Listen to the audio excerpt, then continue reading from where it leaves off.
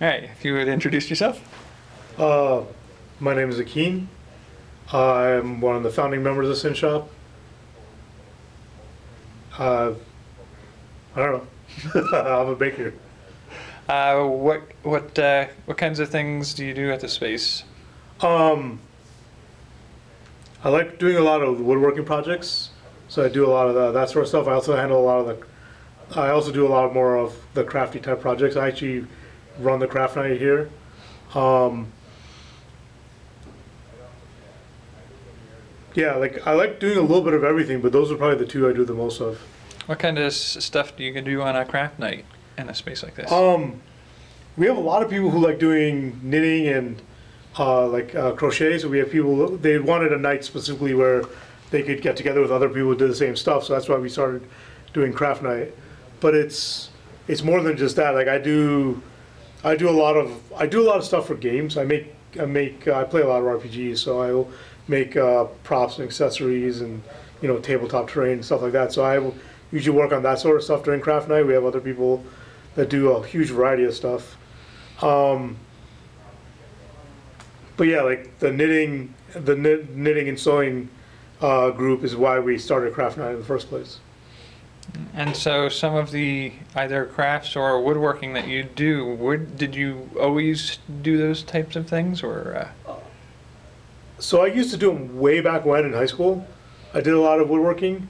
I always been kind of crafty, but like then I kind of forgot about woodworking for a long time until I moved out here and started getting, I got my own house and then I started wanting to do stuff around the house and build stuff. And the laser cutter is actually kind of what got me started on it because it's so easy to work with. I would actually just make little tokens and props and accessories on that, and then I kind of wanted to make more elaborate stuff using using real wood and like actual joinery stuff. I found a lot of the joinery techniques kind of interesting and cool. Like it's just like a level of craftiness that I appreciate because there's a lot of skill that goes into it. So I kind of started trying to do it just to learn how to do it, just because I thought that kind of woodworking looked really good. So that's kind of how I got into that. And did you take classes or otherwise learn the skills from somebody else, or just? I took woodshop in high school, but I barely remember that anymore. I apparently made some really neat stuff in high school. Like my dad still has a chessboard I made with like a drawer and everything underneath, which I thought was pretty cool.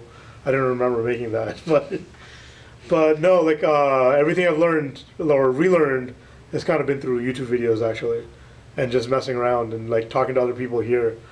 There's a lot of people here who are very skilled, which is one reason that I think one of the biggest selling points about a place like this is the fact that there's always people who are good at something that you're not good at, and being able to pick their brain on stuff has made things a lot easier a lot of times. Because I'll start to do something, or if I get stuck, I'll be like, how do I do this? And someone will come and show me.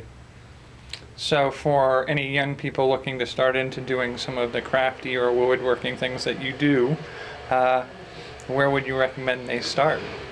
Pretty much the way I did. I just start doing it. You can go online and watch a few videos and then start working on a project.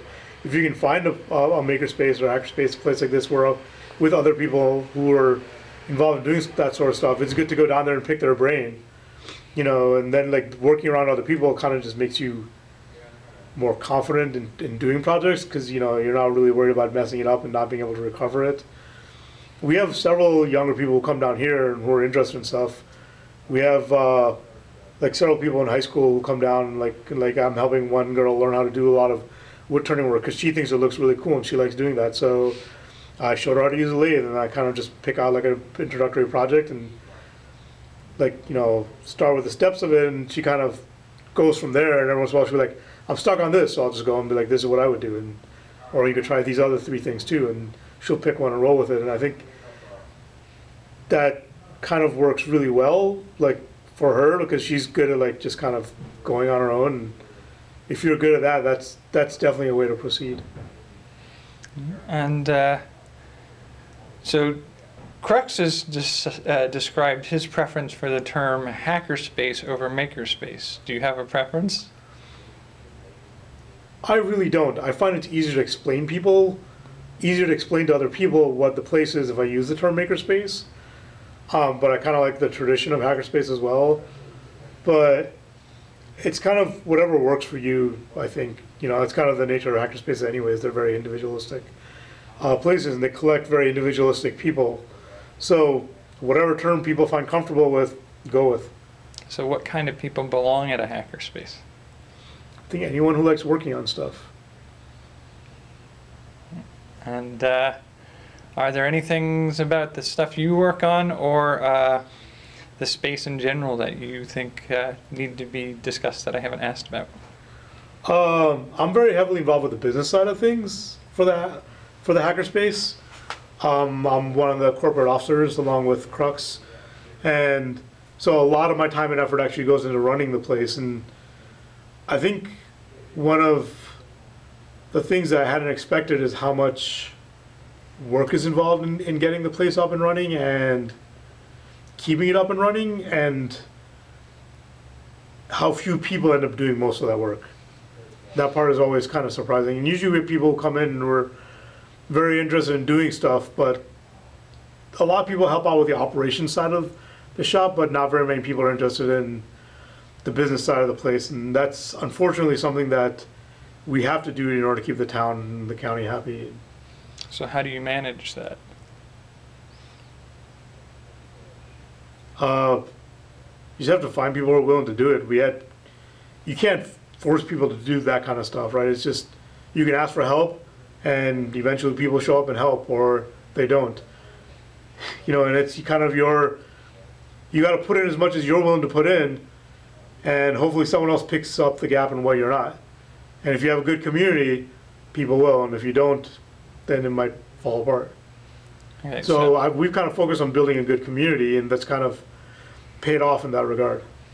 So one of the things I do as I travel from space to space is I ask them, what kinds of things are you interested in hearing about from the spaces that I go to next and learning from them?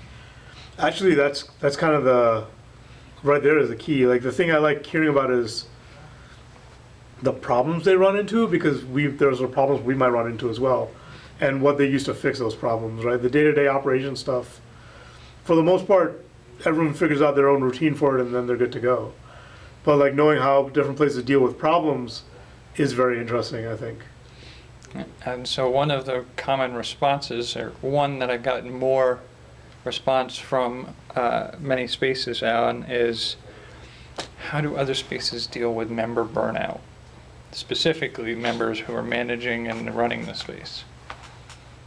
And so do you have any thoughts on how you manage to avoid burnout if you are managing it? So we have several members who burned out and just kind of stepped away for a while, and you just got to let them step away, right? That's their thing. And like, you know, it's all volunteer effort. You can't make people volunteer. So if they step away, they step away. And if you stay in touch and encourage them stepping away, if that's what they need to do, you know, they're more likely to come back. And we've had several members come back, and they'll come back in, you know, like, you know, within, sometimes it's, you know, they come back and go, I'm ready to go do this again, and they jump in full bore. Sometimes they're like, I'm going to come back, but I'm just going to do it in reduced capacity. But either way, there's someone that came back, and I think that's a win.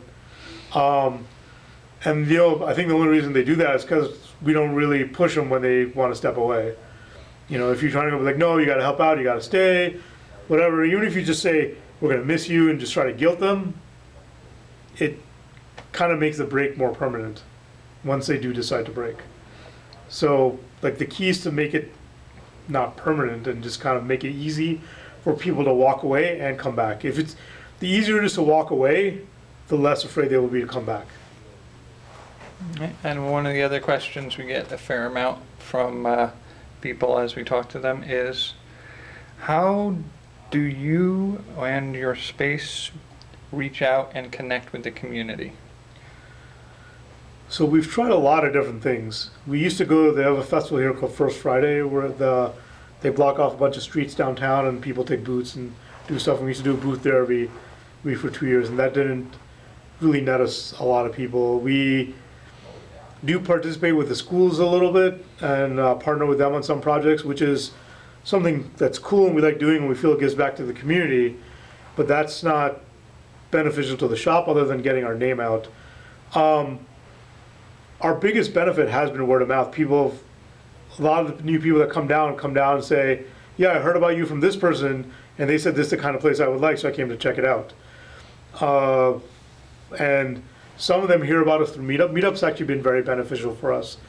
We have almost 2,000 people in our Meetup, but most of them don't come down here. They just kind of like sign up to see what events we're running and then sometimes tell other people about it, which I think is kind of interesting. A lot of the people that come down here that get recommended by other people get recommended by people I've never heard of. So that's surprising and kind of cool, I guess. But in terms of outreach is just, the best thing I think we've done is just run events and classes in terms of getting people. Is we used to run a mini maker fair until the person running it had to step away because of burnout. And that, attracted a lot of attention. A lot of people heard about us through that. We partnered with the library for a while, and that brought some people down. Just, like running stuff at libraries. But honestly, like, the single best thing for us has been Meetup. Meetup is also very strong in this town. Like, I know it varies from city to city how powerful the Meetup community is, but a lot of people move into Vegas. Like, Vegas is kind of a transient town. The average population, the average person only stays in Vegas about 5 years, so people are always moving in, moving out, but it continuously has a net population increase, so more people are moving in than moving out. And because of that, people are always looking for activities to do and, like how to make friends, so Meetup tends to be very strong here. We also have a military base, and a lot of those military guys will come down and be like, I'm going to be in town for the next year, and I want to shop. So they actually come looking for a place like us. All right. Well, I think that's everything, unless you have anything else you'd like to add. No, that's good. All right. Thank you.